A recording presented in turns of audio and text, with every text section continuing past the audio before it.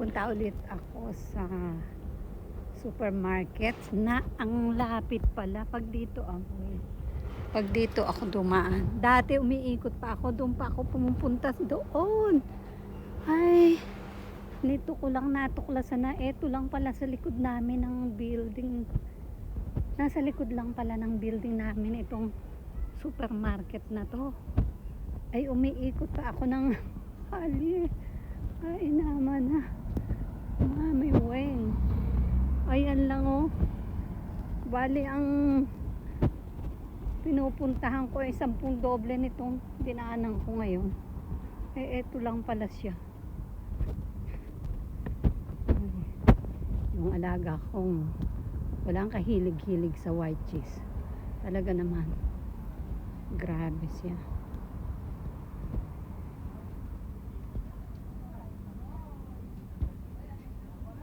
Dalawa ba to? Magkaiba pa ba to?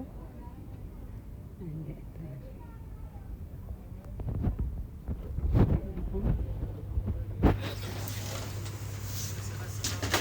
White cheese ay dito.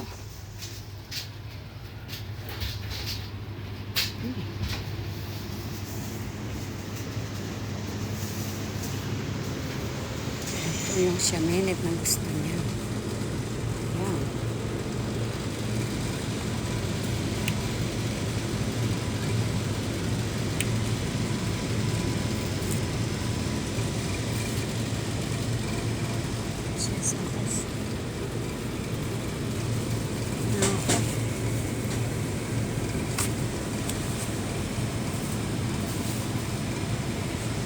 Wala silang kaluskos.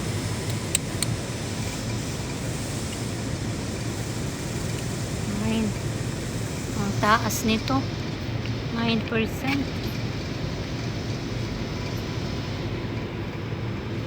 5% lang ang kilo.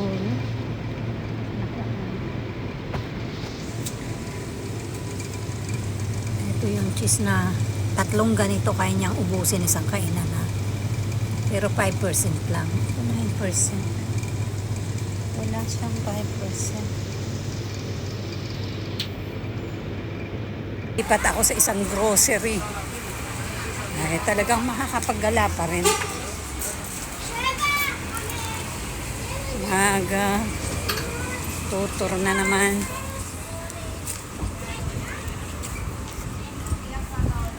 Bukod kasi dun sa white cheese, meron pa siyang isang kinakain na kamag-anak din ng white cheese. Hindi ko alam sa English yun. Hindi ko pa nasa-search ko anong tawag sa English. Ay 9% ang available doon sa grocery. 5% lalo siyang tataba doon. Ang taas ng sustansya. 9% na pure milk. Dapat nga mga 3% lang sa kanya. Dapat nga kay Lolo 0%. Wala stick. Yung 120 kilos niya parang 140 na ngayon. Ay, sana meron dito. Tingnan natin.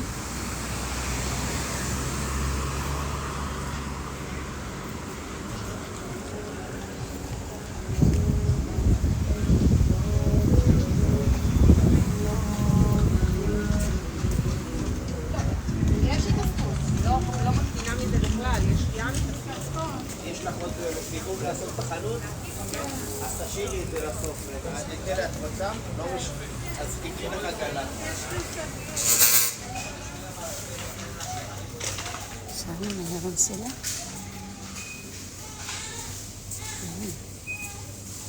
Ito meron. Ay, siya. 9% din.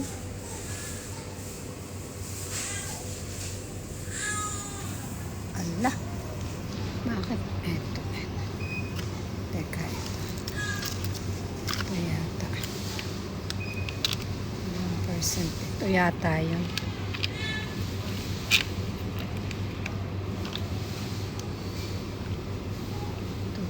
Bakit wala nitong malaki? Meron kasi dati ito. Parehas siya halos ng presyo. Pero tanihan ko na nga ito. Tanong ko nga muna kung ito yun. Mamaya hindi.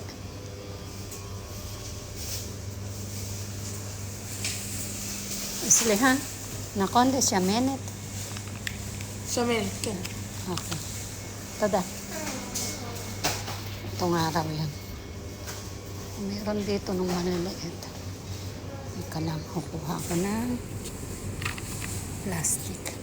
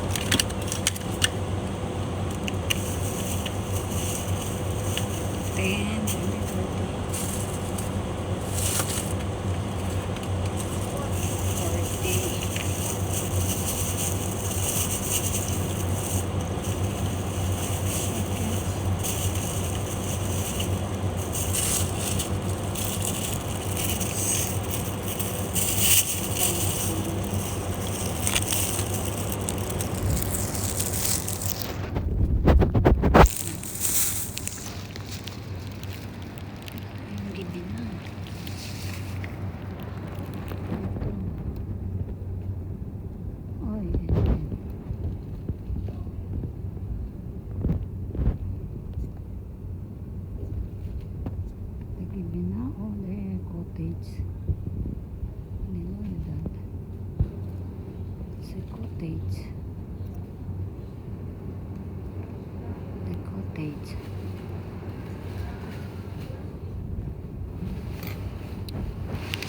Hindi ko alam po the cottage. Oh. The cottage. Okay.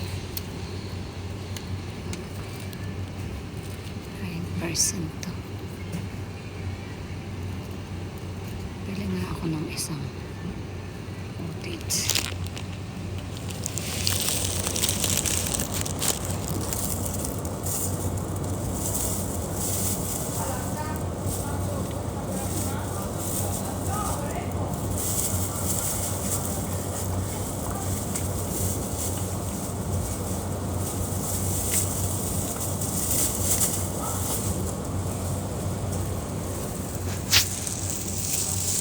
Okay.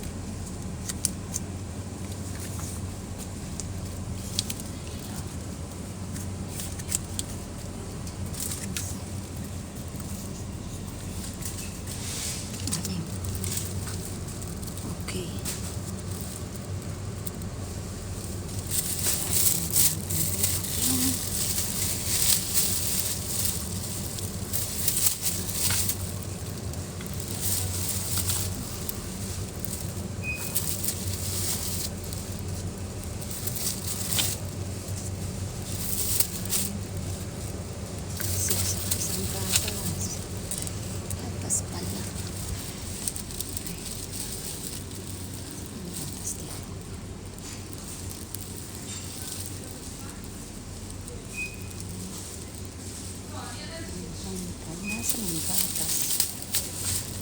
Hala, pagkalalaki ng gatas. Ayun. Eto. Isang gatas. 1 liter. Kuha pa tayo ng isang plastic.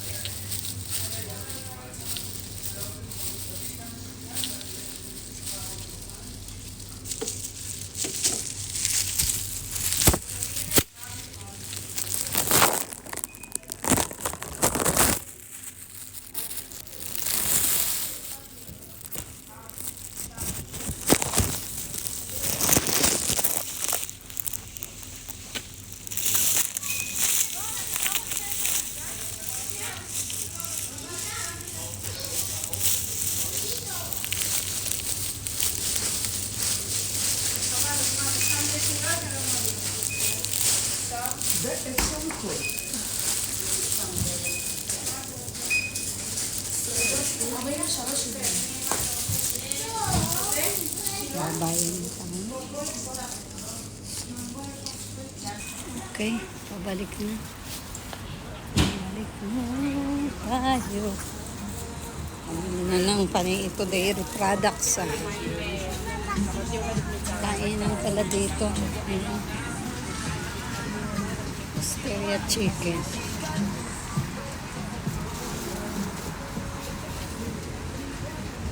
Dito nga lang iikot pa ako tayo. Kasi may harang.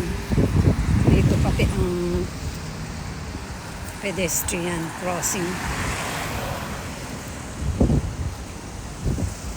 Okay.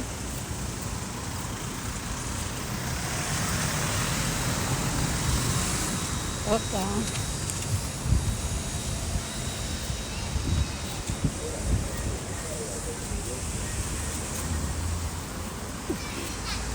Yung summer na summer pero nakasombrero at naka-sweater ako.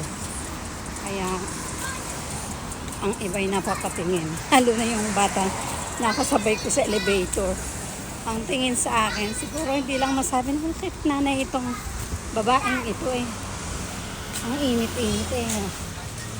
Nakapanglamig siya. Ay, yung lamig kaya sa bahay at saka sa grocery din na napakalamig. Ayan. Yun. So, ngayon alam ko na dito ang shortcut. Ito lang pala. Wala ba kami nung kailangan na? Hindi ako nakabili ng ano. Hindi ko nga pala bibili ako ng soda water. Next time.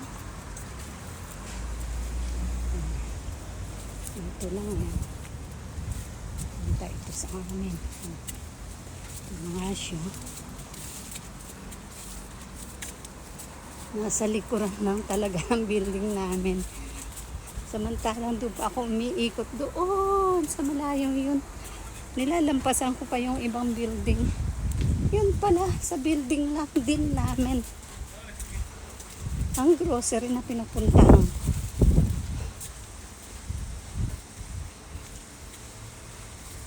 Pinalayo ko pa.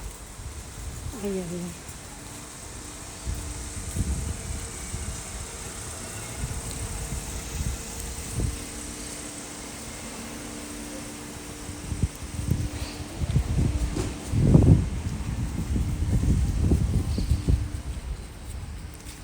Okay.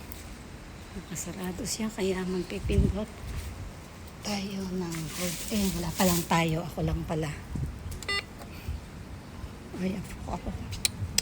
May klase siya. Okay. Lakas cities sa kakte.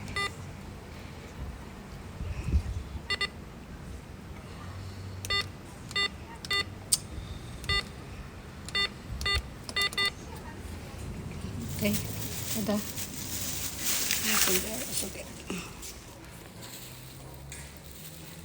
Nakalimutan kong pindutin yung number sign. Wala man nakalagay kung paano ma-erase. O paano, bye-bye na. Thank you. Salamat sa inyong lahat. Ito ang inyong Mami Weng. Nagsasabing ingatan ang sarili. Bawal magkasakit. Bye-bye.